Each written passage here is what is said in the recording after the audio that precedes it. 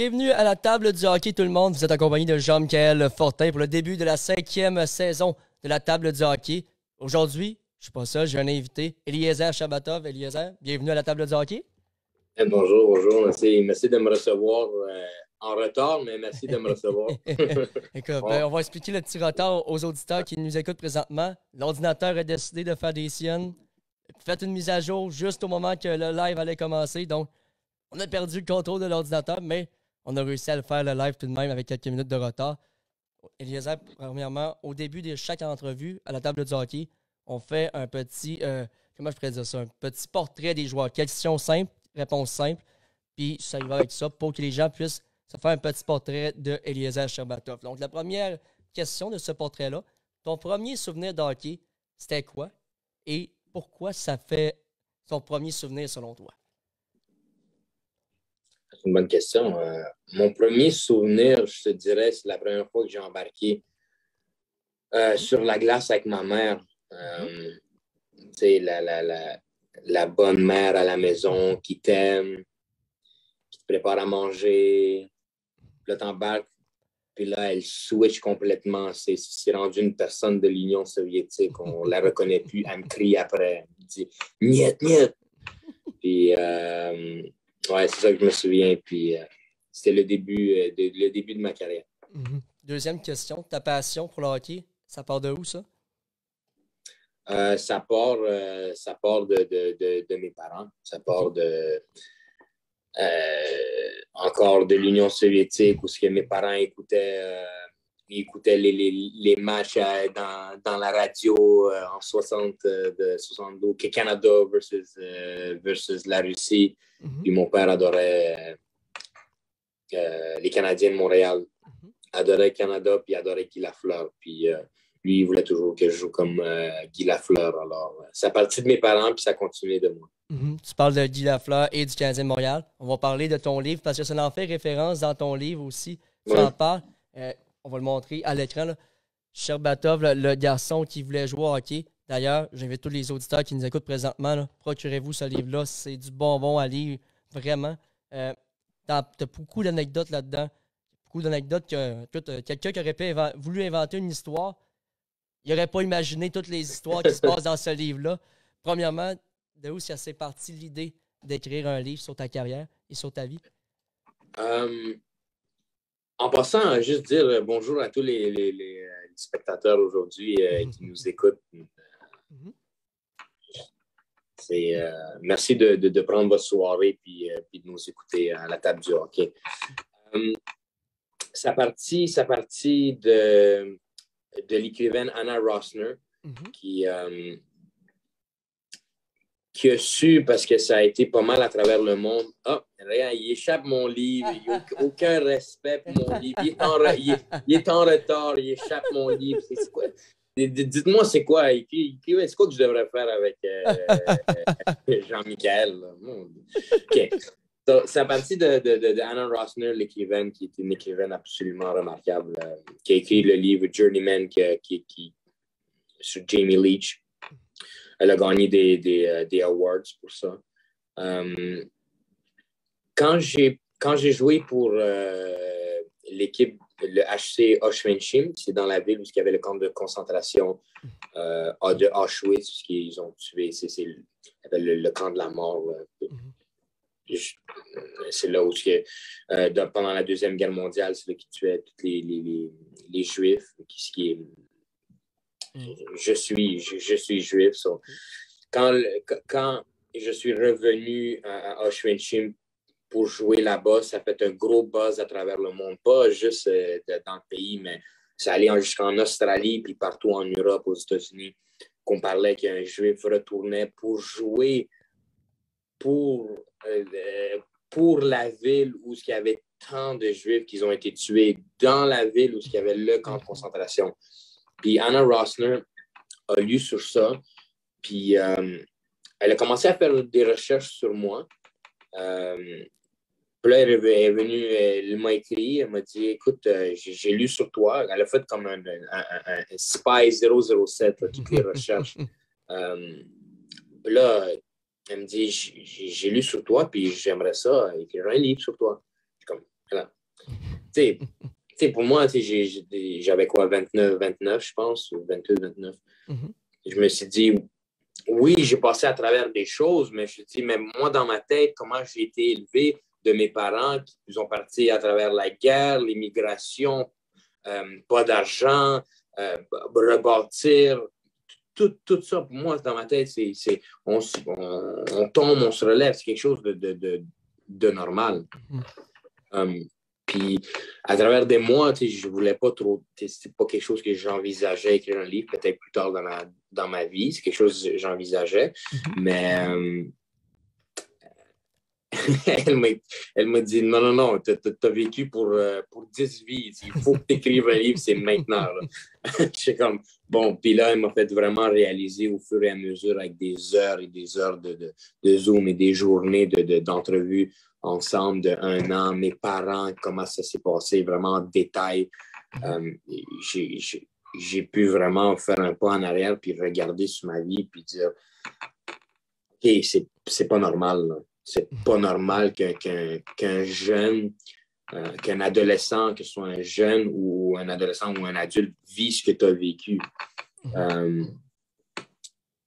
Puis ça, c'était avant l'Ukraine. On avait finalisé le livre avant que je parte en Ukraine.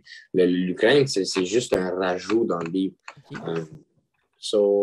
Après quelques mois, j'ai décidé on a décidé ensemble qu'on allait faire le livre. Puis, écoute, ça a tourné que c'est une très bonne décision parce que le Québec, puis même le livre en anglais, parce que ça a été écrit originalement en anglais. Le livre, c'est My Left Skate. C'est avec une autre maison d'édition, Great Plains. Puis c'est très bien apprécié, comme je peux voir les critiques, les journalistes qui écrivent des critiques, des articles qui sont dans un sens comme sous le choc. Puis moi, je suis comme ça me fait tellement plaisir de voir des professionnels qui disent OK, c'est quelque chose de spécial. Ça fait beaucoup de bien qu'il y ait du positif qui sort de ça. Puis juste avant de te poser la prochaine question, j'invite les gens, je sais qu'il y a beaucoup de fans des Marquis de Jonquière dans les commentaires. Si vous avez des questions à Eliezer, n'hésitez pas, vous pouvez les écrire dans les commentaires, pouvoir lui poser la question de ce pas. Oui. Donc, il y a déjà une première question, Mathieu Barrette qui demande, est-ce que tu es le seul qui joue au hockey dans la famille ou si oui, pourquoi les autres de la famille n'ont pas joué au hockey justement? OK, c'est une bonne question. Parce qu'il faut comprendre que dans le temps, mes parents, ils n'avaient vraiment pas d'argent. C'est comme quand je vous dis pas d'argent, c'est que les gens disent beaucoup on n'a pas mangé pour que mes enfants puissent manger. Mes parents l'ont vraiment fait. Ils l'ont. Puis c'est la première fois que je les écoutais parler en détail de comment ils ont passé pour écrire le livre. Puis quand tu écris un livre, tu peux pas mentir. C'est une biographie. Tout, dans le fond, se sait par après ça. Pour moi, j'ai pu comprendre, puis j'ai écrit qu'il n'y avait vraiment pas. Pour eux, avoir 3 gars qui jouent au hockey, le hockey, c'est un sport de prix. C'est vraiment un privilège de jouer.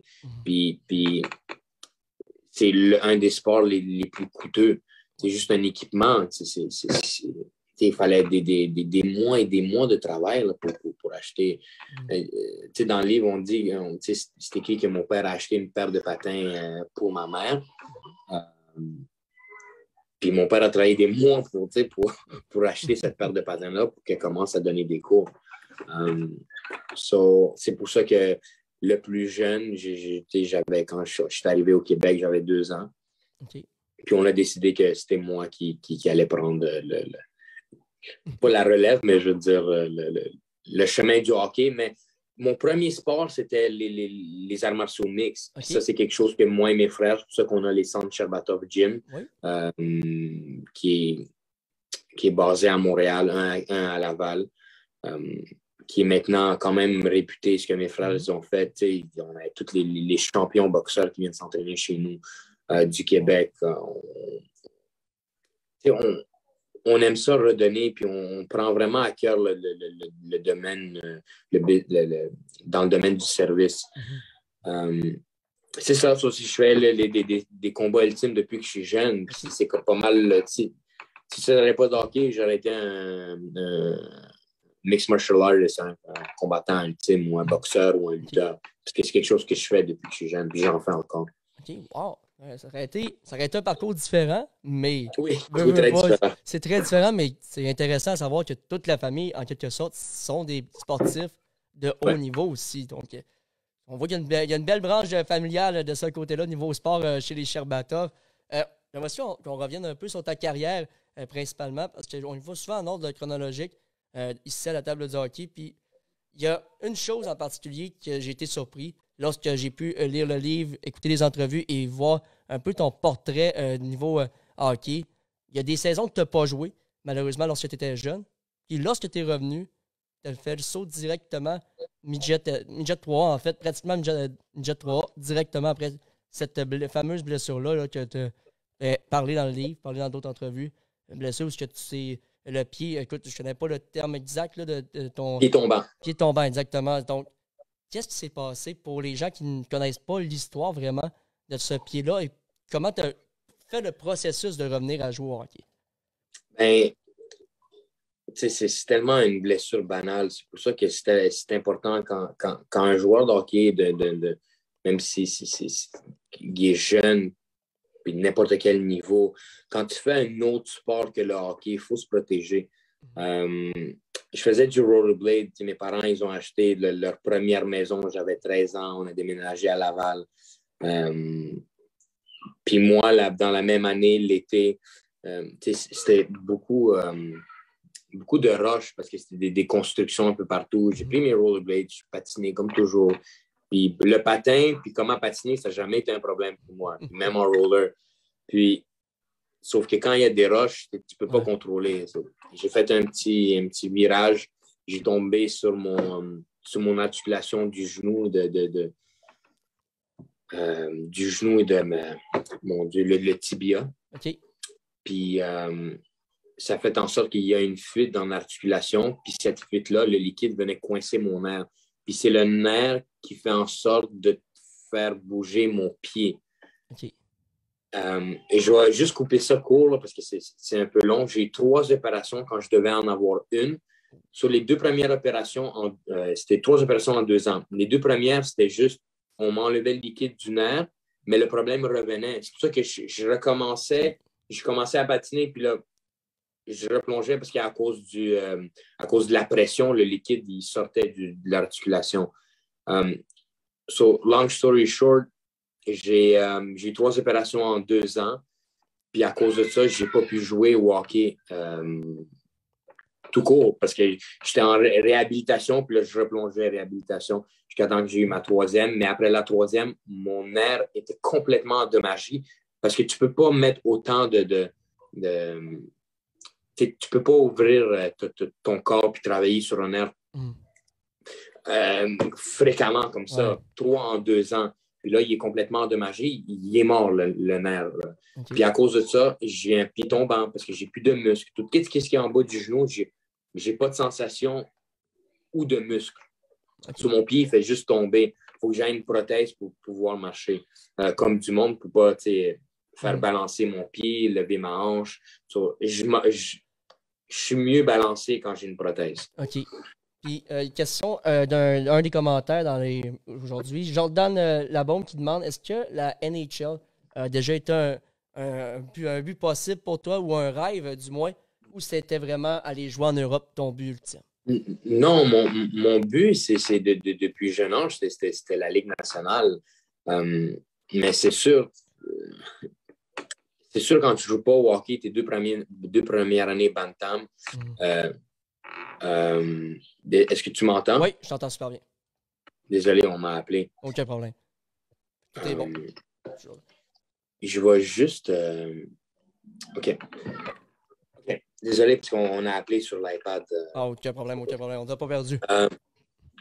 C'est ça. Je n'ai pas joué au hockey 2 premiers Bantam. Puis ça a été vraiment des moments clés dans ma carrière. les premières années où ce que tu joues physique avec des plaquages. Puis ensuite, première année midget, j'ai pas joué. Puis j'ai embarqué tout de suite midget 3. J'ai vraiment perdu 3 années d'entraînement mais de tout. Ces 3 années où j'aurais pu jouer, m'améliorer, devenir meilleur en skills, devenir meilleur en coup de patin. Mais là, j'ai perdu 3 ans. Puis en plus de ça, j'ai perdu une jambe. J'ai perdu la motricité, le mouvement, la force de ma jambe gauche. So, j'ai vraiment fait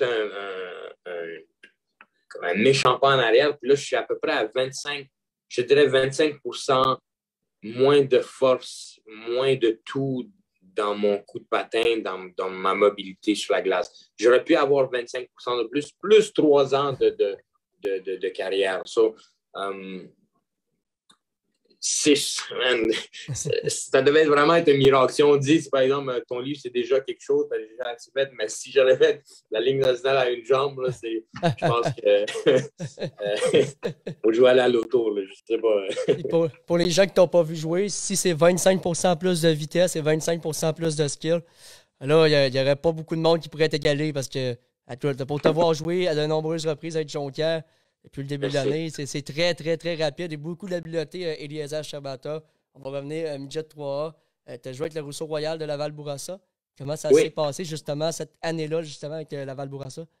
Ben, écoute, c'est tellement beau, ce chapitre-là, dans le livre, comment ma mère a fait en sorte de dire non à ma blessure, de faire « il faut s'essayer ». Puis on a vraiment recommencé à essayer de travailler sur mon coup de patin parce que avant, j'essayais de retrouver mon coup de patin. C'était mieux parce que je n'avais pas le pied tombant. Okay. Mon pied revenait à cause de la force physique, les physios. Mais là, il n'était plus là. Je ne pouvais plus marcher. Mais ma mère m'a dit, regarde, il faut s'essayer. Parce que dans la maison, dans la maison de la famille Sherbatov, c'était des dures journées parce que je sentais que j'ai laissé tomber mes parents, j'ai laissé tomber ma famille. Ils ont tellement mis d'efforts, puis moi, je lâche. J'ai lâché. C'est sûr, mes parents, ça ne leur dérangeait pas. Ils veulent juste que je sois heureux. Mais je sentais que je les ai laissés tomber. Parce que dans le sens, je lâchais pour quelque chose que moi, j'ai fait. Même si c'est par erreur, même si... puis ma mère m'a dit, écoute, on essaie. J'allais au gym à tous les jours. On essayait de patiner.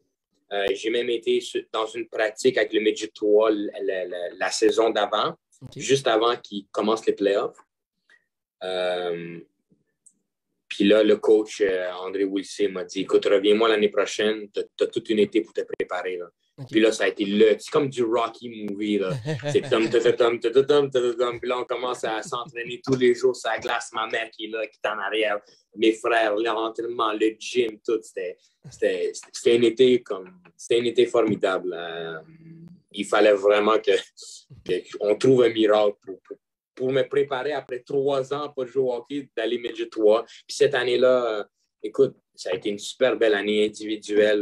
Ça a été une super belle année, que ce soit dans la saison puis dans les playoffs. Puis ça a été une super belle saison d'équipe, comme tout ensemble. On a gagné la Coupe Jimmy Ferrari. On a été au championnat canadien. Oui. Première fois en 21 ans que l'équipe de Laval gagnait la Coupe Jimmy Ferrari. So, c'était juste comme je te dis, c'était un film. Là, mon film a commencé à un jeune âge. Là, c'était parti. So, c'était quelque chose de très, très spécial. Puis justement, après ça, tu as fait le saut chez les juniors. Si je ne me trompe pas, tu n'as pas été repêché à la JMQ, mais tu as quand même fait le saut directement après dans la Ligue majeure du Québec avec le junior de Montréal. Écoute, comment ça s'est passé? En fait, l'annonce que tu t'es fait dire, tu peux te souvenir à notre camp, puis tu fais l'équipe justement dès l'an 1. C'était comment ton ressenti avec tout ça? Ben, écoute, pour moi, j'étais juste heureux de jouer au hockey, de repatiner, de me sentir moi-même. Parce que le livre le dit, le titre, il dit tellement... Tu sais, au début, j'étais un peu sceptique. Je ne sais pas si on dit ça en français. Sceptique? Non? Ça se dit pas en français. Ouais, sceptique. Sceptique? Ouais. Parce que le livre en anglais, c'est My Left Skate, en parlant de mon pied gauche, mon pied tombant. Puis là, je dis, mais pourquoi on n'a pas fait en français mon patin gauche? Mais là, plus que je relis, plus que je fais des entrevues, plus que je réalise, Mais ce titre est absolument... Moi, la seule chose que je voulais toute ma vie, ce que mes parents voulaient de l'Israël, pendant la guerre, pendant qu'ils immigraient pour juste venir au Québec, c'est pour jouer au hockey. C'est la seule chose que je voulais. Je veux jouer au hockey. Parce que j'étais extrêmement heureux de repatiner puis jouer élite. Mhm. Tu sais, je suis retombé avec les meilleurs des meilleurs. Pour moi, c'est un peu comme surréaliste, mais je le faisais puis j'allais avec la vague. Puis quand on m'a invité avec le Junior de Montréal, c'était parfait parce que je voulais rester à la maison. Je n'étais pas encore prêt pour sortir de ma niche. Puis pour moi, c'était juste parfait. Parce qu'il y avait d'autres équipes qui étaient en demande. Puis j'avais confiance en moi. Mais c'était un peu drôle quand j'allais au camp junior majeur, avec je suis en train de boiter. Mais c'est drôle, mais je te le jure, c'est ça. J'arrive au camp, je suis en train de boiter, tout le monde me regarde, mais voyons donc, c'est qui ce gars-là? Il va pas jouer au hockey, c'est quoi qu'on est parti chercher? On veut une charité avec l'équipe? Mais j'ai fait mes preuves, puis c'est ça. J'ai fait l'équipe, c'est quelque chose de très spécial. L'année suivante, tu as vécu ta première transaction. Là, tu disais que tu voulais rester dans ta niche. On t'envoie à Bécomo. On s'entend que Montréal et Bécomo, c'est deux opposés, là. C'est vraiment loin. Comment tu as vécu ça, justement, en étant quelqu'un qui voulait rester proche de la maison, te faire envoyer complètement à l'opposé? Écoute, je te dirais, là, j'ai pas voulu vraiment aller en détail avec ça, mais j'ai pas trop aimé mes années juniors, c'était correct. J'ai eu ma première vraie blessure au hockey, qui était ma séparation d'épaule dans la première année.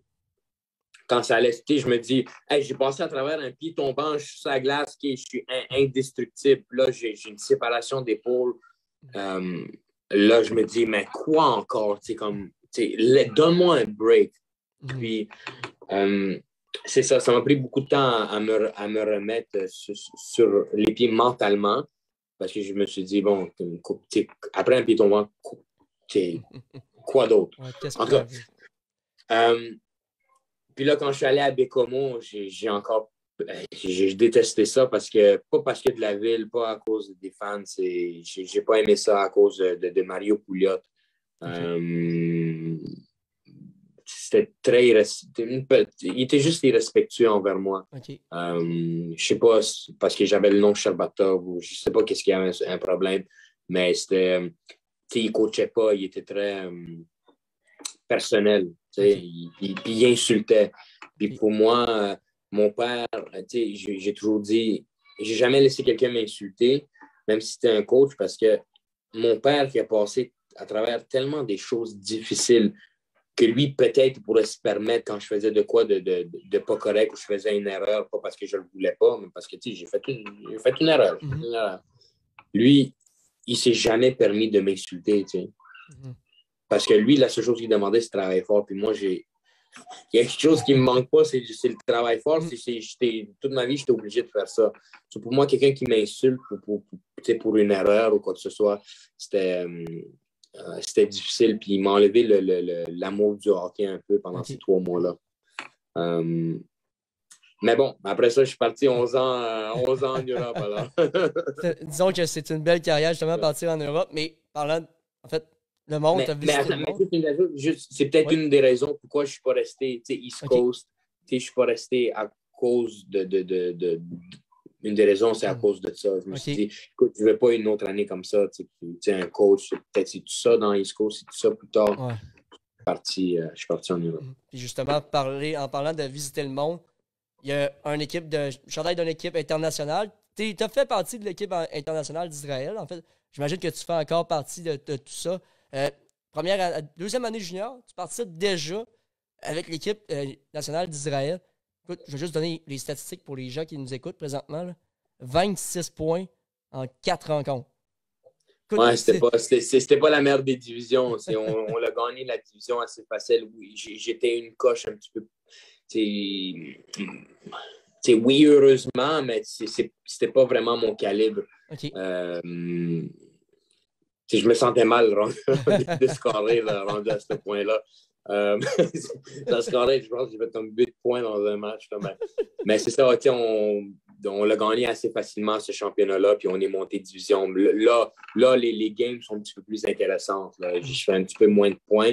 Puis les équipes sont un petit peu plus rapprochées. Là, ouais. Disons que c'est assez impressionnant. Ouais, mais... voir ce chiffre-là, c'est rare qu'on voit ça autant de points en peu de rencontres. Mais je suis curieux de savoir comment ça se passe, eux, la sélection internationale d'Israël. On sait au Canada, ils ont un très gros bassin. J'imagine qu'en Israël, c'est plus petit. Comment ça se passe, leur sélection? Ben, c'est sûr s'il n'y a pas une grosse sélection. En Israël, les joueurs israéliens, là, ils font une sélection. Il y en a un petit peu plus en Israël. Mais des professionnels qui jouent en Europe ou quoi que ce soit, là, eux, ils sont pas mal choisir certains. C'est comme pas mal 100% sûr ça. C'est ça, c'est plus les joueurs en Israël là, qui a une sélection, qui n'est pas vaste non plus. Et justement, on parle de ces championnats-là. Quel pays tu pouvais affronter dans ces divisions-là pour les gens qui se fassent une petite idée? Parce que, tu sais, nous, on regarde souvent l'équipe Canada, on affronte toujours les mêmes pays. Vous, c'est quel pays que vous affrontez en majorité? Ben, écoute, il y a des années où je suis le seul professionnel qui joue dans l'équipe, qui a joué comme vraiment dans une ligue professionnelle. Des fois, on a une coupe de plus dans l'équipe. On est comme 3, 4, 5, 6. Là, c'est un petit peu plus intéressant. Des fois, on joue contre la Chine. On a joué contre la Chine où c'est toute une équipe de la KHL. Mais c'est sûr qu'on va citer des gars qui ont joué dans la NHL, un gardien qui est drafté AHL, tout. Mais tu peux pas comparer comme l'équipe nationale d'Israël avec la Chine, qui est toute l'équipe qui est Red Star Kunlun. Mais des fois, tu joues contre la Belgique, qui est quand même fort, la Hollande, qui est quand même fort, la Croatie, qui est un petit peu moins fort. Des fois, on redescend, on s'en va. L'Islande, on s'en va. L'Espagne, l'Australie qui devient beaucoup plus fort maintenant. La Nouvelle-Zélande. Ça dépend. Tu peux jouer contre toute une équipe professionnelle d'Europe ou des fois, tu peux jouer contre des semi-professionnels. Ça dépend. Ça dépend. C'est quand même très intéressant, c'est ce point-là. Puis j'imagine que c'est quand même une fierté énorme de représenter ton pays, justement, en Israël, lorsque tu enfiles le chandail. Oui, ben c'est sûr. C'est même pas une question. Je joue pour l'équipe nationale d'Israël depuis que j'ai 13 ans. Puis je suis fier de le porter. Puis je reste sur ma décision de jeune âge d'avoir porté les couleurs de l'Israël. C'est surtout il y a 3 ans de ça, on m'a nommé capitaine pour la première fois, qui était vraiment quelque chose de spécial. C'était après mon année à Auschwitz. Ah non, désolé, c'était avant l'année. C'était avant l'année d'Auschwitz. Et on l'a gagné le championnat, puis c'était comme vraiment un moment irréel. Après tout ce temps-là, on te nomme capitaine, puis tu gagnes la médaille d'or. C'est assez spécial. Justement, après ça, on parle circuit mondial de l'IHF, mais là, on va parler des ligues professionnelles que tu as jouées un peu partout à travers le monde. Je veux savoir, selon toi, par tous les places que tu as joué, tu as fait de la France, de Kazakhstan, de la Slovaquie, Pologne, Ukraine, Israël aussi, tu as joué. Laquelle place t'as aimé le plus jouer dans tout ça? Écoute, c'est sûr qu'on ne va pas enlever la KHL parce que ça a été un rêve pour moi de faire la KHL. C'est la deuxième meilleure ligue au monde. Puis ça a été un travail. Écoute, je peux même pas te dire le nombre de sacrifices qui m'a fait en sorte de me rendre dans KHL, où tu joues contre les gars comme Andrei Markov. Wow. Oui, j'ai pas fait de la Ligue nationale, mais j'ai fait tout ce que j'ai pu faire avec ce que j'avais. Puis j'ai réussi, puis je suis devenu le premier Israélien dans la KHL, dans l'histoire. Justement, Écoute, il y a tellement du positif que j'ai pu retenir quand même de ma carrière. Sûr, j'enlève pas ça. Pour moi, la meilleure des places, c'était la Bratislava en Slovaquie, avec le Slovan. Sinon, écoute, j'ai adoré au Kazakhstan, à Pavlodar. C'était tellement une belle année. Tu penses au Pavlodar, au Kazakhstan, le Kazakhstan. Ouais. Mais c'était vraiment du hockey russe. C'était, écoute, des bons joueurs. Là. C'est tous des gars skills de la ligue. Et j'ai beaucoup aimé Košice en Slovaquie. Écoute, l'Ukraine, écoute, j'ai adoré à Mariupol, jouer à Mariupol. C'était une petite ville relax. C'est beau, ils veulent aller en Europe. Il y a de quoi, il y a beaucoup de positifs là-dedans. C'est sûr, il y a aussi des moments un petit peu plus dark, des villes où j'ai joué, mais sinon, pas mal ceux-là, là, si je peux me souvenir. Des villes. En France, c'était mes premières années, c'était relax. Là. Je mangeais beaucoup de baguettes, puis beaucoup de croissants. Ça. J'ai pris du poids. Puis, justement, on parle de tout ça. La KHL, tu as dit que c'était un rêve. Est-ce que ça a été quelque chose qui t'a... Comment je pourrais dire ça? En fait, quand tu as su la nouvelle, c'est qui t'a appelé en premier pour annoncer justement cette fameuse nouvelle-là? Puis, ça a été quoi le feeling, le premier coup de patin que tu as lorsque tu as chaussé les patins sur une glace de la KHL? Écoute, man, j'ai tellement... Je te dis, là, dans ma vie, là, puis j'ai juste 31 ans, là, j'ai tellement de chance d'avoir vécu des moments tellement forts, tellement passionnants. Puis quand j'ai signé, écoute là, ma famille, pas moi, mais ma famille est partie de loin, que je signe un contrat dans la KHL, c'était comme, écoute, ton travail, tu as réussi, tu n'as pas travaillé pour rien. Ça existe des moments importants, ça existe quelque chose de bien quand tu mets du travail fort, même si tu as une blessure, même si tu as un handicap, même si ou il y a eu d'autres choses, je sais pas, ta blonde t'a laissé, mais tout peut arriver si tu mets de l'effort, si tu fais tes sacrifices. Mais je me suis dit, OK, la vie est pas mauvaise, la vie est belle, la vie est remarquable, la vie... écoute, c'est mes parents. C'est le fait de serrer mes parents puis les regarder dans les yeux. Je suis comme, écoute, je vous ai laissé tomber. J'ai pas fait les Canadiens de Montréal. J'ai pas été votre Guy Lafleur, mais fuck, man. J'ai fait la KHL puis je suis devenu le premier Israélien à l'avoir fait. Puis c'est grâce à vous. Puis merci. J'ai réussi.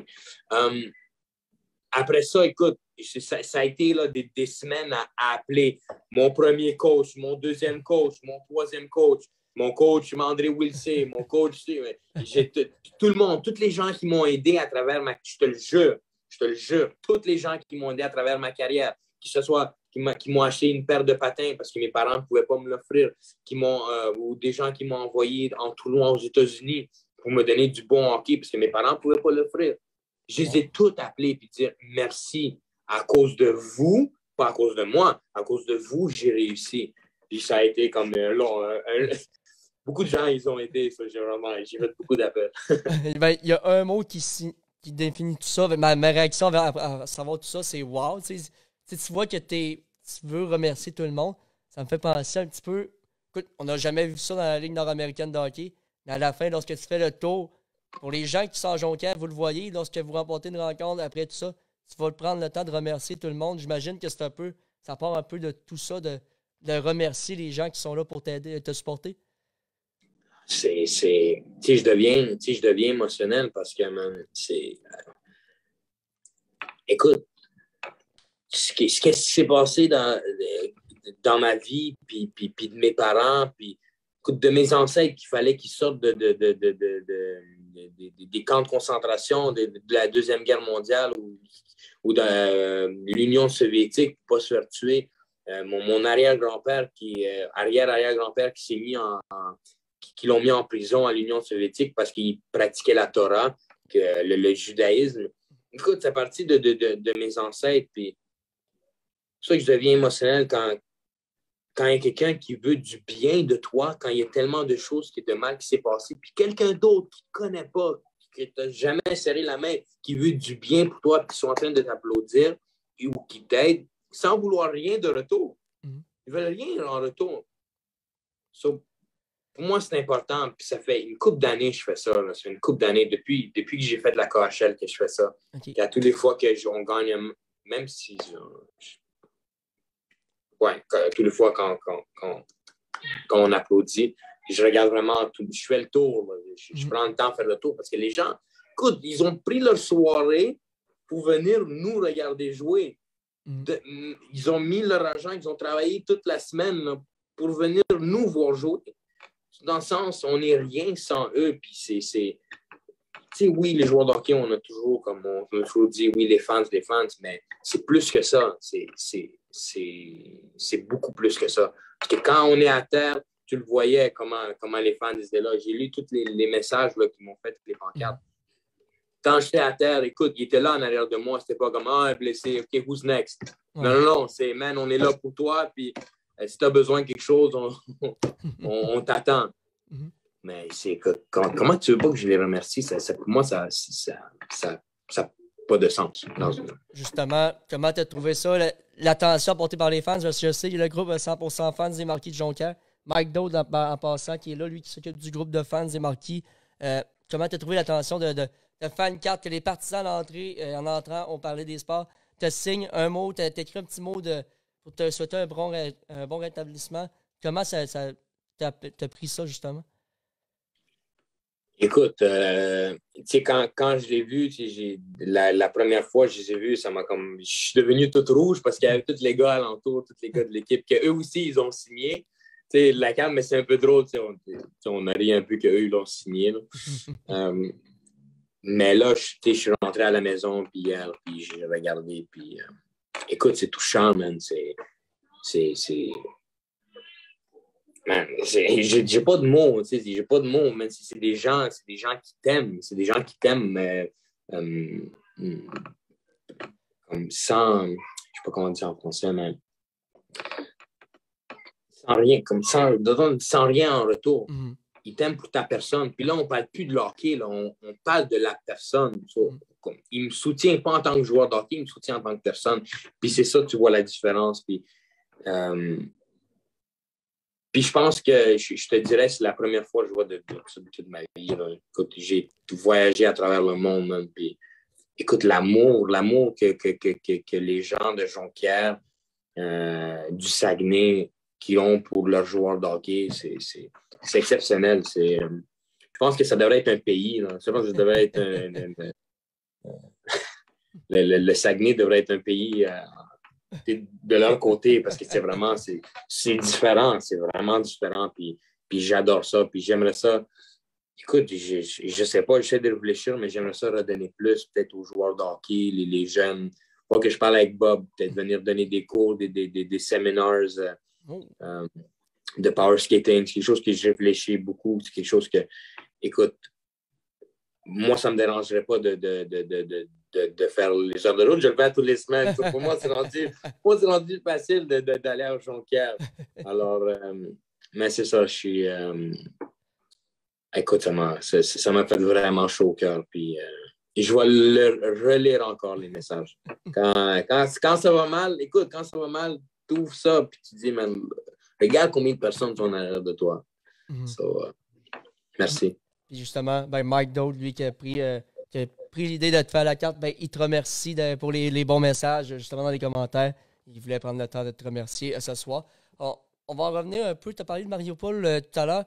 Avant de parler de la situation, parce qu'on n'a pas le choix d'en parler un petit peu, qu'est-ce qui est arrivé en dehors de la glace. J'aimerais ça savoir, sur la glace, tu as parlé que c'était une de tes plus belles places que tu as jouées en carrière tout à l'heure, il y a quelques minutes. Comment c'était sur la glace là-bas avec Mariupol? C'était comment, justement, jouer là-bas en Ukraine? Écoute, c'était le fun. C'est une ligue européenne normale, avec beaucoup de talent. Il y a des équipes qui sont très mauvaises, que c'est moins intéressant de jouer, mais il y a des équipes qui sont très bonnes, parce qu'il y a beaucoup de joueurs qui ont joué pour le Donbass dans KHL, qui ont joué un peu en Russie, des Russes qui ont joué dans KHL. c'est des bons joueurs. Il y avait vraiment des équipes compétitives puis des équipes un peu moins bonnes. Puis c'était le fun. Les villes sont mignonnes, des villes mignonnes. Puis ils ont fait quelque chose de beau après la guerre en 2014. Ils ont vraiment reconstruit, ils ont bâti quelque chose de mieux à Mariupol. Puis c'était le fun. Puis je pensais pas que c'était de même. Puis ouais, j'habitais en plein devant l'aréna. Il y avait le parc à côté. Écoute, je me réveille le matin. J'ai littéralement besoin de faire 1 minute de marche. 1 minute de marche. Tu marches, tu arrives à l'aréna. Puis j'étais là. Écoute, je passais mon temps là-bas parce que moi, quand je joue ma saison, j'essaie d'être professionnel puis j'essaie d'être sharp. J'arrive à l'aréna avant, j'essaie de me prendre un appartement juste à côté. Puis ça tombait que j'étais juste devant l'aréna. Puis le plus drôle, c'est que moi, je suis à un côté de la rue, l'aréna est de l'autre côté de la rue. OK. Comment t'expliquer ça? Tu vois? Oui. Ça, c'est moi. OK. Ça, c'est l'aréna, juste devant. Mm-hmm. Ça, c'est le parc, juste à côté de moi. OK. Puis juste en plein devant ici, c'est la base militaire des Azov, OK. qui est considérée les néo-nazis que les Russes veulent exterminer. OK. Puis moi, j'étais là en tant que juif, puis moi, j'étais israélien, puis tout le monde, puis j'avais pas de problème. OK. Et c'était vraiment des néo-nazis, puis ils savaient qu'il y avait un juif et un israélien. Ouais. Mais c'est ça, il y avait l'armée, l'Azov qui sont en train de se battre dans ce moment-là. OK. Il était là, j'habitais en plein devant. Pour moi, comme je t'ai dit, si j'étais à Mariupol pendant la guerre, quand ça a commencé, puis j'aurais pas été un petit peu plus au nord, là, à l'hôtel, Mm-hmm. je serais plus là. Je serais plus là. Parce que c'est bombardé, là, tout ce coin-là, l'aréna, la base, mon building, tout. So, j'avais beaucoup de chance de jouer un match à l'extérieur qui était très proche, là, juste un petit peu plus au nord. Mais c'était pas à Mariupol. C'est ça, c'était un peu drôle. Tu passais le temps, tu marchais, puis il y avait tous les gars d'armée, leur mitraillette, ou qui s'entraînaient, là, qui faisaient des longues courses dehors, puis tu allais à l'aréna. Ça, c'était. Il y avait une anecdote. Oui. Une anecdote, c'est il y avait un joueur russe, mais il se fait couper là, après comme 2-3 semaines. OK. Mais il est venu avec son auto avec les plaques russes, puis lui, il se parquait, puis c'était pas mal, c'est le même parking. Tu sais, le parking de la base militaire. Puis il y avait des gars qui se parquaient là, puis pour l'aréna. Le gars s'est parqué, puis là, il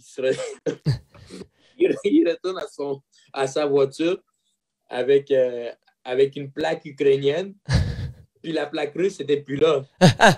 Ils ont marqué une note, hey, là, ne reviens plus avec une plaque. Ici, c'est juste des plaques ukrainiennes. Parce qu'il y avait la guerre en 2014. OK. Puis c'est ça, c'est très difficile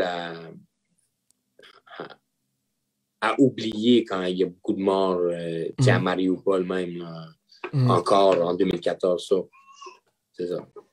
Puis justement, la situation hors glace a été difficile en quittant ça. Ta saison a été coupée sec, on va dire ça comme ça. T'as réussi du moins à revenir à Montréal, sain et sauf. En arrière de ta pensée, là, c'était comment le trajet? C'était comment le trajet pour revenir à Montréal? Et quand t'es revenu, là, dire OK, hier, je suis sain et sauf, je suis arrivé chez moi. C'était comment ce feeling-là, justement, de dire c'est passé, je suis chez moi? Écoute, moi, je te dirais, là. Moi, je te dirais, écoute, je pense que tout le Québec le sait là, à propos de comment je suis sorti de Mariupol. Je pense que le répéter encore, c'est juste me répéter, mais ce que je peux dire, c'est que ça a été 4 jours de sensations irréelles, quelque chose que j'aurais jamais pu penser. Croire que ça peut arriver. Il y a des moments où tu crains pour ta vie, là, quelque chose qui se passe, c'est comme...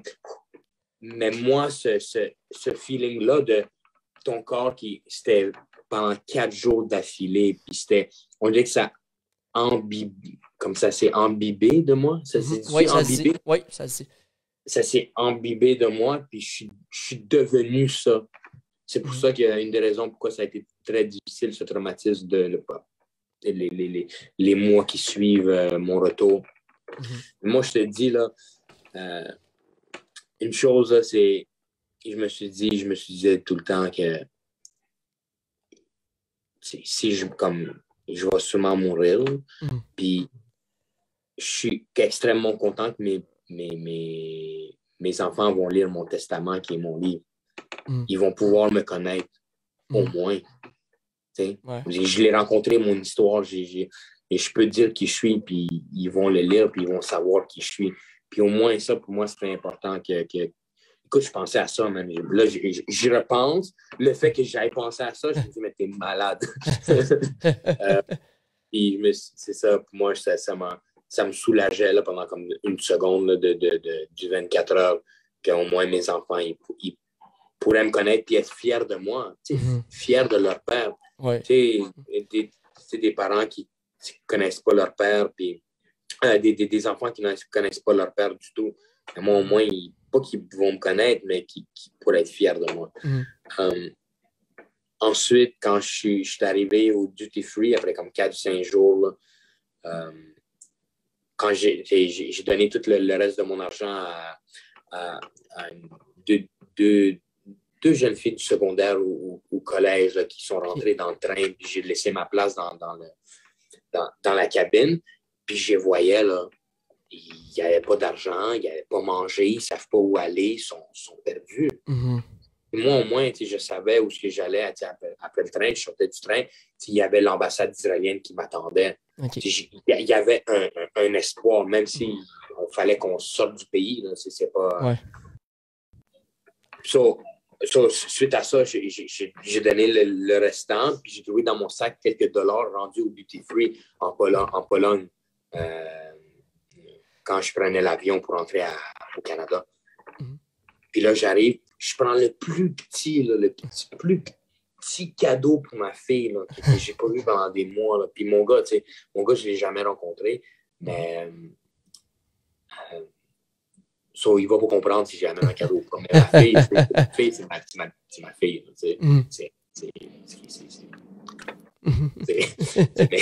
C'est un trésor, man. C'est pour moi de dire en mots. Mais bref, j'arrive là, puis il scanne, puis là, il dit c'est comme 3 € quelque chose. Puis moi, j'ai comme 1,50 €, 2 €.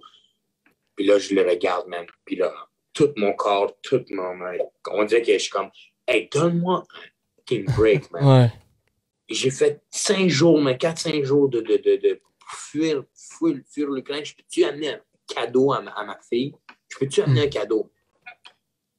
Puis j'ai comme tombé pendant 5 minutes, man. J'étais à terre, man, à genoux, mais je pleurais là, parce que je ne pouvais pas acheter un fucking cadeau pour ma fille. C'était vraiment dramatique, ce moment-là. Puis ça a été un des moments les plus difficiles de ma vie. Le fait que je rentrais les mains vides à la maison là, sans pouvoir acheter de quoi pour ma fille. Mais écoute, quand je suis arrivé à la maison, man, j'ai tout oublié. C'était très émotionnel. Ma fille dormait, mon gars. C'est la première fois que je le rencontrais. Puis dans le livre, tu le vois, les 2 fois que je rencontre mes enfants, c'est 2 fois qu'il fallait que je fuis la guerre, fuis le pays. La première fois, c'était quand les COVID a frappé au début, puis tous les avions fermaient, puis je ne pouvais plus rentrer à la maison. Il fallait que je fuis du Kazakhstan en Russie à pied. Il y a moins 40, là, comme dans un film, je le dis. C'est comme à pied. Là. Puis là, la deuxième fois, c'est mon gars, fait que je fuis la guerre. C'est ça, mais je les ai serrés, j'ai rencontré mon gars, man. C'était vraiment, vraiment encore dramatique, man. C'est comme dans un film, man. C'est quand quelque chose qui arrive, man, c'est comme... Écoute, il y a des choses qu'on vit. J'ai la chance d'avoir vécu des choses qui sont vraiment bonnes, mais aussi j'ai la chance de les avoir vécues aussi qui sont tristes. Écoute, ça... devenu la personne avec qui je suis, avec ce que j'ai vécu. Puis justement, tu parles de ta fille. J'ai vu passer sur les médias sociaux cette semaine Pourrait-il être possible qu'elle fasse la force de Montréal dans les prochaines années? Parce que je vois qu'elle commence à patiner. Ben, écoute, c'est la première fois que je la mettais sur patin. Puis je te le dis, man, je te le dis. Écoute, elle a les deux. Écoute, je veux pas me taper sur l'épaule, mais sur ça, man, je peux pas ne pas me taper sur l'épaule ou ma mère. Mais tu as les deux meilleurs coachs de power skating au Québec. Au Canada, puis je peux te dire même au monde. C'est la seule chose que je suis assez confiant pour dire qu'ils vont avoir la chance d'être coachés par les meilleurs coachs de power skating technique.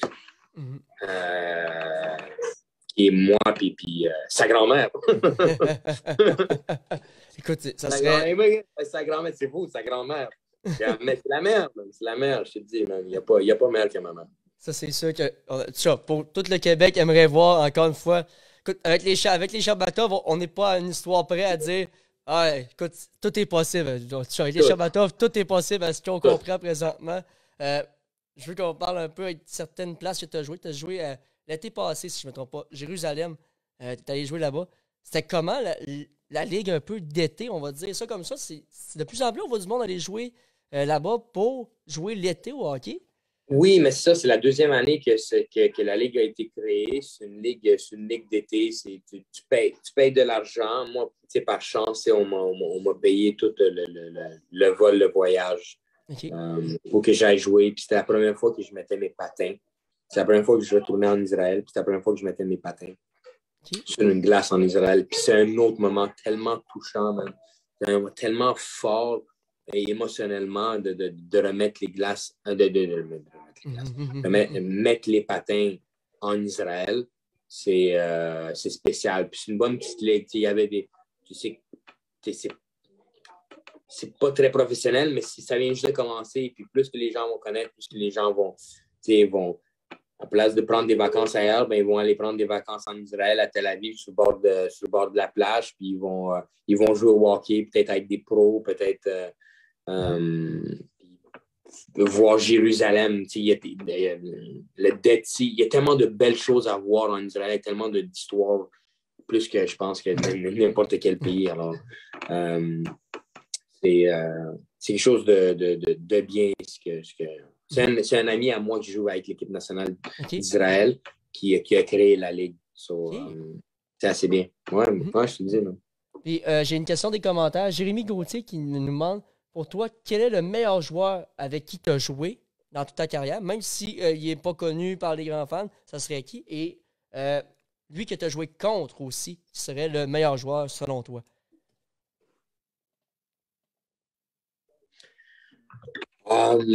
C'est une bonne question. Écoute, j'ai vraiment adoré Yannick Riendo. Oui. Il a joué mais Yannick Riendo, il y en a une couple. Oui, il y en a deux ceux qui ont joué dans les dernières années. Non. Le Yannick Riendo qui a joué au Kazakhstan. On voit ça un peu. Yannick Riendo qui a joué au Kazakhstan. On va...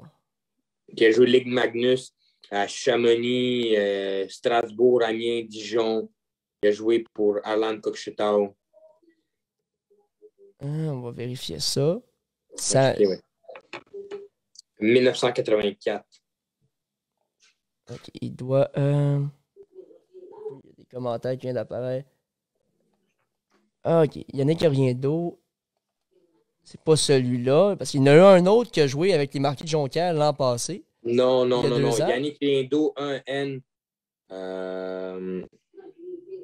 Regarde bien, là. Regarde bien. Il est né en 1984. Regarde Elite Prospect. OK. Yannick. Sa fête, c'est octobre 25, 1984. Ah oui, je l'ai là. OK, donc, il y a des gens qui veulent aller voir tout ça, regarder sur votre téléphone en même temps de regarder le live. Donc, c'est un joueur que tu as particulièrement aimé jouer avec, niveau calibre. J'ai joué contre. Tu as joué contre? Man, c'est un gars qui il aurait pu jouer Ligue nationale facile. Écoute, il est tellement bon, man. Il était tellement skills, tellement intelligent. Je me souviens, il utilisait son corps un peu partout. Là, puis, je peux nommer des Russes, mais lui, c'était la première fois que je venais au Kazakhstan. Puis là, j'arrive, c'est un Québécois qui joue dans la Ligue. Puis, man, il dominait la Ligue. Il dominait. Puis ça a été une joie de le voir jouer une couple d'années. Puis même, il a joué avec Sacha Populok aussi. Là, il a joué au Kazakhstan. Puis il a joué là. C'est ça. Yannick Rindeau, sinon, man. Sinon, j'ai vraiment aimé jouer avec un de mes centres. C'est un Russe, c'est un gars de la Biélorussie. Razvadovski. Pasha Razvadovski. C'était mon centre, puis on a une super belle saison ensemble. Puis il était très, très bon. C'est un petit joueur, un droitier. On a joué au Pavlodar ensemble. Un très, très bon joueur. Là. Mais je peux te nommer des gars de la KHL. C'est pas ça, man. Moi, je te parle des gars qui sont Dark Horse, des gars qui auraient pu jouer, mais écoute, tu as un certain nombre de personnes qui peuvent jouer. Okay? C'est pas même si à toutes les années, hop, on swap, les prochains joueurs montent, et puis l'autre descend. Non. T'as ta chance. Moi, je te dis comme des joueurs qui sont pas joués là, qui auraient pu jouer là, mais que moi, j'ai eu la chance de jouer avec dans d'autres ligues. Justement, on a une autre question dans les commentaires. Jérôme Gagnon, en passant, qu'on salue, trainer des Marquis de Jonquière, qui nous demande comment tu as trouvé ton premier match dans la Ligue nord-américaine. Écoute, man, moi, j'adore ça, cette ligue-là. Puis qu'est-ce que les gens... Je vais mettre quelque chose dans la tête des gens du Québec. Okay? À force d'avoir joué en Europe, à force d'avoir côtoyé, tout ça, je suis arrivé à une conclusion. Okay? Peut-être les gars, peut-être les joueurs d'hockey vont rire de moi, mais je suis arrivé à une conclusion. Okay? Que la LNAH, je peux la nommer Québec's Top League. C'est la meilleure ligue au Québec. Ça l'est. C'est pas la ligue nord-américaine. En russe, on l'aurait nommé Québec Vysshaya Hockeyная Liga. C'est comme la Québec's Top League. Parce que ça l'est. Y a-t-il une autre ligue qui est meilleure, qui est située au Québec?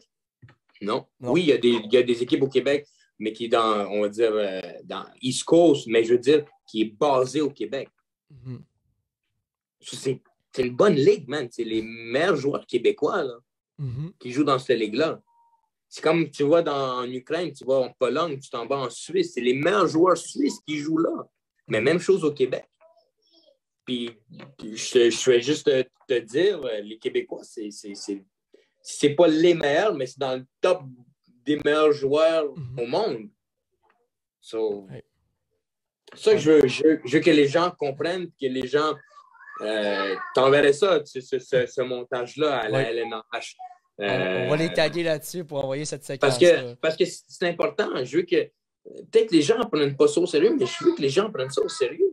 C'est des vrais joueurs, man. Puis quand tu rentres, puis qu'est-ce que j'aime de cette ligue-là, qu'est-ce que j'ai aussi pu remarquer avec le peu de temps que je côtoie la ligue, c'est que dans d'autres ligues en Europe, quand tu joues tes coéquipiers, par exemple, tu te blesses, là, ils te demandent « Hey, comment tu vas? » Mais ils ont un arrière-pensée. J'espère que tu ne retournes pas au jeu parce que je veux prendre ta place. Mais ici, man, s'il y a de quoi qui arrive, là, ils disent, man, c'est quand que tu reviens, est-ce que ça va? Puis tu le vois, ils le pensent. Puis c'est beaucoup plus soudé, je trouve, la ligue, puis les joueurs, puis comment ils sont passionnés. Encore, c'est dur. C'est rarement je vois ça. Puis c'est ça, comment tu vas, ils pensent vraiment, puis ils veulent vraiment ton bien parce qu'ils ne veulent pas prendre ta place. C'est une équipe. C'est le top league. C'est pas quelqu'un d'autre qui va prendre ta place. C'est une équipe, c'est pas plus d'argent, pas moins d'argent. Tout le monde est pareil. Puis tu le vois à quel point c'est tellement team-oriented. Ça, c'est une autre chose que tu peux mettre ça dans le montage et l'envoyer ça à la... Ça, c'est des choses que au fur et à mesure que je joue et que je commence à comprendre la différence. C'est peut-être des nouvelles choses que les gars, ils n'ont pas ou qu'ils n'ont pas remarqué auparavant. Justement, l'ambiance à Jonquière est comment dans le vestiaire? Comment tu trouves la gang des Marquis de Jonquière? Ah, ils sont super cool. Écoute, man, sont tellement tous gentils. On va là faire une job, mais on va là s'amuser tout ensemble. Puis tu le vois à quel point les gens sont fâchés si on ne gagne pas. Les gens sont heureux quand on gagne l'équipe, je veux dire. Puis tu vois qu'ils s'en foutent pas. Ils s'en foutent pas. Il y a beaucoup de ligues que j'ai jouées où on a perdu. On a perdu. Mais là, tu le vois, man. Si on a perdu, man, c'est quoi le prochain step? On va dire dans d'autres ligues, là, on va dire à Mariupol, il fallait que j'arrache mon équipement, que je le pitche partout pour faire réveiller les gars, parce qu'ils vont dire qu'on perdait et ça ne dérangeait pas. Là. OK, on va à la prochaine étape. Mais ici, tu n'as pas besoin de faire ça. Les gars sont vraiment sont pas bien, là, tu le vois. Puis, c'est des niaiseux, là. Ils niaisent, là, ça. C'est le fun. Tu te sens avec les boys. C'est quelque chose que j'ai pas fait. J'étais avec les boys, mais c'était toujours en russe. Maintenant, j'étais avec les boys, puis c'est en québécois, ça. Écoute, je suis extrêmement... J'apprends des nouvelles choses constamment, puis je suis très heureux parce que j'ai beaucoup de chance de jouer avec une belle gang de gars, man. Vraiment, là, vraiment, je suis comme avec sincérité. Je regarde les commentaires à l'instant. Jérôme Gagnon qui marque la preuve que la confiance est importante. 3 buts en un seul match. Je pense qu'il fait référence à un petit insight de Jérôme qui dit lui, je lui ai dit que ça allait marcher, il a scoré 3 buts. Fait que d'après moi, Jérôme, il va le redire la prochaine fois. Attends, mais je vais parler à Jérôme. Là, parce que je pense qu'on l'a dit la dernière fois. Il m'a dit hey, tu vas scorer aujourd'hui, j'allais scorer 3 buts. Puis là, la prochaine fois, il m'a dit tu vas scorer aujourd'hui, j'ai une commotion. Jérôme, on va arrêter ça. C'est du 50-50, ça ne me tente pas. Là. On ne dit plus rien. Jérôme, je pense que tu as entendu le message dans tout ça. Encore une fois, les commentaires. Yves Gagnon qui dit j'aime le joueur de hockey, Sherbatov, spectaculaire et électrisant. Mais l'homme derrière le joueur est encore plus grande envergure, encore agréablement surpris de le découvrir aujourd'hui. Fait qu'encore une fois, un fan de Jonquière contre qui? Ah, c'est vraiment gentil. C'est vraiment gentil. C'est ça que j'ai un sourire, man. J'ai un sourire quand je voyage mon 5 heures dans ma voiture. Je voyage de 5 heures pour aller à Jonquière. Je me suis dit, what else to do, man? Il n'y a rien de mieux. Là. Aller à Jonquière un vendredi soir, jouer au hockey avec les fans. Aller manger un petit quelque chose la journée d'après. Regarder un peu la ville. Comme je t'ai dit, j'ai un grand sourire quand je monte à Jonquière. As-tu eu le temps de découvrir un peu, de visiter un peu les coins de la ville? J'ai regardé un peu, là, on a bougé un peu, mais j'aimerais ça le découvrir. C'est quoi Saguenay? C'est quoi Jonquière? J'aimerais ça le découvrir. Ça, c'est une personne locale qui pourrait faire ça. Oui, je pense que ça serait une chose... un immigré à Jonquière, on va l'appeler comme ça. Parce que Dieu sait qu'il y en a des beaux spots, des belles places à aller visiter au Saguenay et au Lac-Saint-Jean aussi, un peu juste à côté. Il y a des magnifiques endroits à venir, voir même ta famille. Ça serait... J'aimerais ça. J'aimerais vraiment ça, même. Faut pas like Bob. Et justement, avant de te laisser aller, en fait, 2 questions avant de te laisser aller pour ce soir. Eliezer, premièrement, les fans des Marquis de Jonquière qui adorent te voir aller sur la glace, qu'est-ce que tu as à leur dire justement pour les remercier de tout ce qu'ils font et de l'accueil qu'ils t'ont fait jusqu'à présent? Écoute, pour les remercier, je pense que je ne vais jamais pouvoir le dire assez souvent à quel point ils sont vraiment derrière. Puis puis je le sens, là, puis les gars en rient dans la chambre. Là, que quand je touche à la rondelle, puis je pars avec la rondelle, tu sens, puis Gabriel Verpass me l'a dit, là, quand tu touches à la rondelle, puis tu pars, tu sens la foule là, avec la vague qui va avec toi. Puis écoute, je le sens, là, puis c'est vraiment spécial, man. Tu joues pas au hockey, tu mets tes patins et tu joues, man. Tu feel le hockey quand t'es au palais. Tu le feel. Puis ça, c'est très important pour un joueur de hockey. Quand tu perds ta passion, ta motivation, c'est top de jouer. Mais je te dis, les fans des Marquis ne vont jamais te laisser aller sans motivation ou sans passion.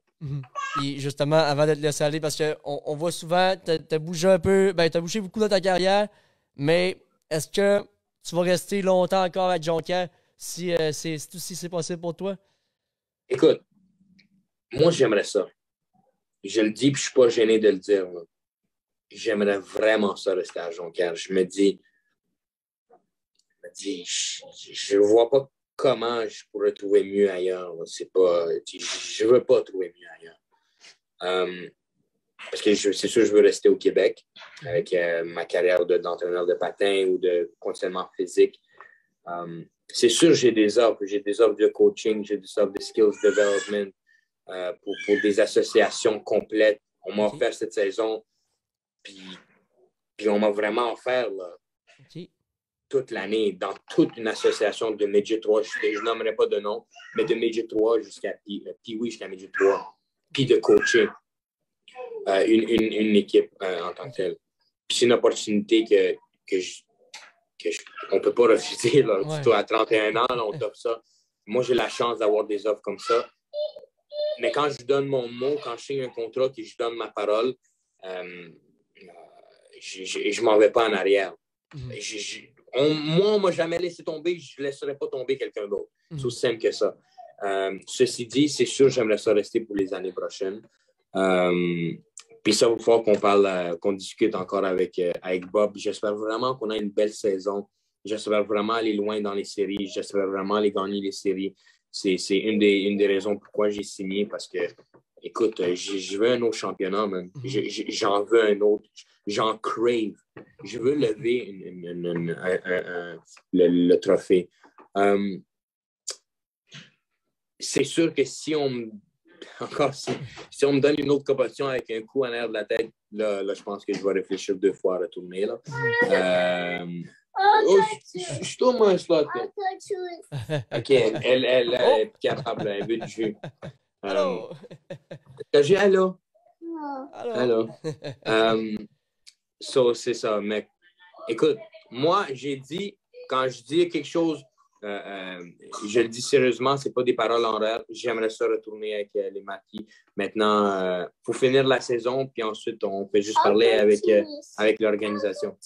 Ben, Eliezer, merci beaucoup d'avoir donné de ton temps aujourd'hui.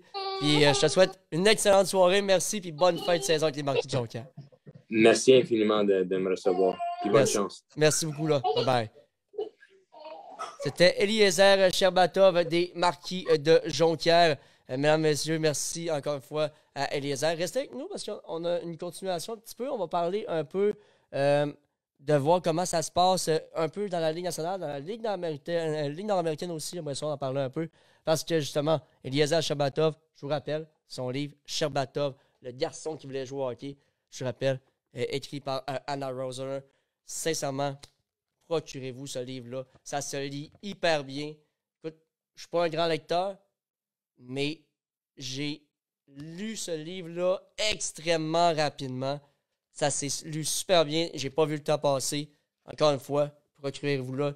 Pour les fans des Marquis de Jonquière, encore une fois, il y en a encore en vente au Palais des Sports. Fait que pour ceux qui en veulent, pour les fans des Marquis de Jonquière, il y a encore des livres en vente au Palais des Sports de Jonquière. Sinon, dans toutes les librairies, un peu partout au Québec, vous l'avez. Donc, allez vous procurer ça. Sherbatov, le garçon qui voulait jouer au hockey. Ou encore en anglais, My Left Skate, pour ceux qui sont intéressés à se procurer ce livre-là. Pour continuer, rapidement, faire un petit recap de ce qui se passe dans la Ligue nationale de hockey du côté du Canadien de Montréal. On vient de mettre au ballottage Rem Pitlick. Je suis curieux de savoir qu'est-ce que les gens en pensent. Rem Pitlick au ballottage. sincèrement, j'étais extrêmement surpris de voir tout ça du côté du Canadien de Montréal, de mettre Rem Pitlick au ballottage. Écoute, c'est un joueur que j'adore, personnellement. J'adore Rem Pitlick. Je suis un petit peu déçu qu'il ait été mis au ballottage pour tout ça. Sincèrement, c'était un joueur qui m'a énormément surpris dans les dernières années. Là. Voir Rem Pitlick mis au ballottage. J'aurais même mieux voir un Hoffman, Dadonov, peu importe, nommez-les. Il y en a plusieurs des gars là, qui auraient pu mettre mis au ballottage. Mais je pense qu'il y a une petite arrière-pensée en arrière de tout ça. C'est que Montréal ne veut pas envoyer désolé du terme, mais pas poison, mais des joueurs de la sorte à Laval avec les jeunes. C'est pas ça qu'on veut. On va envoyer des bons leaders et tout ça avec le Rocket de Laval. C'est pour ça vraiment qu'on a envoyé Rem Pitlick avec le Rocket de Laval, selon moi. Bref, sur les Canadiens de Montréal, c'est tout ça. Business GM, exactement. C'est business. C'est hockey's business, comme certains disent. Donc, un peu déçu, mais c'est ce qu'on devait s'attendre un peu. Rem Pitlick était le choix facile à faire pour la troupe de Kent Hughes, l'entraîneur DG du Canadien de Montréal. Donc, Rem Pitlick au ballottage du côté du Canadien de Montréal. J'ai hâte de voir tout ça présent. Merci à tous ceux qui ont été là aujourd'hui. Une belle soirée qui a eu lieu ce soir. Encore 20 auditeurs sur le live de la table de hockey. On a atteint les 43 auditeurs simultanés sur le podcast ce soir. Plus de 500 personnes depuis le début du live. Et j'espère que vous allez partager le live tout au long de la semaine pour faire connaître Eliezer Shabatov parce que c'est un joueur qui mérite d'être connu. Et tout ça, sincèrement. Eliezer Shabatov, encore une fois, je ne sais pas s'il nous écoute, son surnom Sherby. Eliezer Shabatov, si tu nous écoutes encore, un énorme merci pour ton temps. Merci à tous les auditeurs qui ont été là, qui ont écrit des questions. J'ai essayé de poser le plus de questions possible à Shabatov pour pouvoir vous faire interagir avec lui. Donc, c'est en espérant pour vous que ça a été, vos questions ont été posées. J'ai essayé le plus d'en poser possible. Malgré tout, j'ai peut-être quelques questions qui ont été oubliées. Malheureusement, désolé, je m'en excuse. Mais bref, Eliezer Shabatov, je trouve qu'on commence très bien la saison 5 du podcast avec la table du hockey. Je rappelle, ça fait un bon moment qu'on avait hâte de revenir. J'attendais ce moment-là avec impatience. J'attendais d'avoir peut-être un co-animateur. Malheureusement, je voyais que ça tardait à être disponible. J'ai dit non, pas le choix. On commence. On fournit pour les auditeurs. Sincèrement, merci à tous nos spectateurs ce soir. C'était Jean-Michel Fortin de la table du hockey. On salue tout le monde. À la prochaine. Ciao, bye.